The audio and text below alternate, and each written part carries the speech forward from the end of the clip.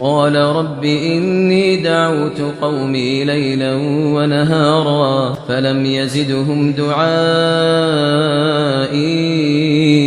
إلا فرارا وإني كلما دعوتهم لتغفر لهم جعلوا أصابعهم في آذانهم واستغشوا ثيابهم وأصروا واستكبروا استكبارا ثم إني دعوتهم جهارا ثم إني